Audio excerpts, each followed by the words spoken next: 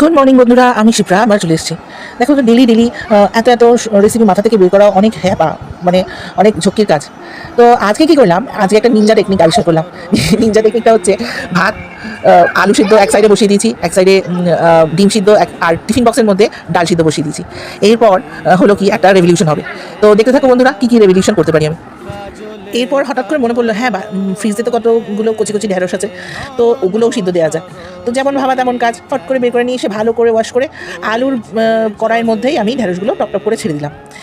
এবার পাশে একটু লাল কুমড়োও ছিল, পাকা কুমড়ো খেতে খুব ভালো লাগে, ওইগুলো পিস পিস করে কেটে নিলাম।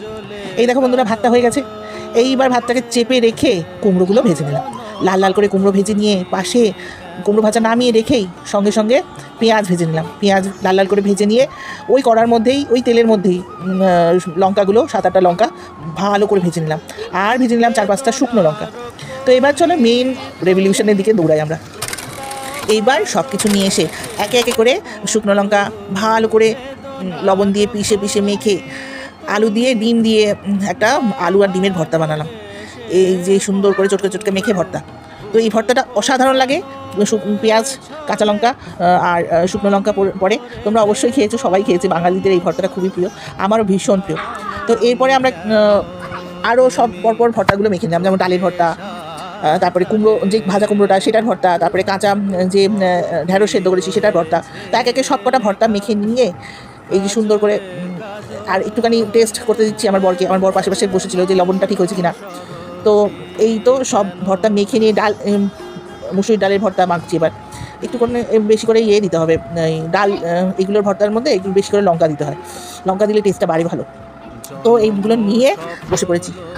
এই যে 4 ধরনের ভর্তা হলো বন্ধুরা, সত্যি কথা বলতে এই 4 ধরনের ভর্তা এতই লোভনীয় হয়, এবং গরম গরম ভাতের সঙ্গে এই ভর্তা হলে আর কিচ্ছু লাগে না। এই এক একটা লোক বা এক একটা গড়াস যদি মুখের মধ্যে তোলা হয়, মনে হয় স্বর্গে আছি আমি।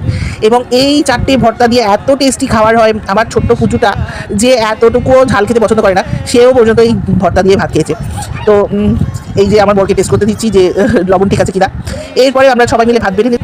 তোমরা কে কে কোথা থেকে দেখছো একটু জানিও, কমেন্ট করো, লাইক করো, শেয়ার করো, খুব ভালো লাগবে। কে কে ভর্তা খাও না সেটা জানিও, কে কে ভর্তা খাও সেটাও জানিও, আর কে কে আমার রেসিপি দেখতে পছন্দ করছো সেটা জানিও, কোথা থেকে দেখছো সেটা জানিও। আজকের মতো এখানেই টাটা, আবার দেখা হবে অন্য কোনো রেসিপি, অন্য কোনো দিন, অন্য কোনো সময়। ততক্ষণের জন্য সুস্থ থেকো, ভালো থেকো, বাই বাই। কেন তুমি মরণ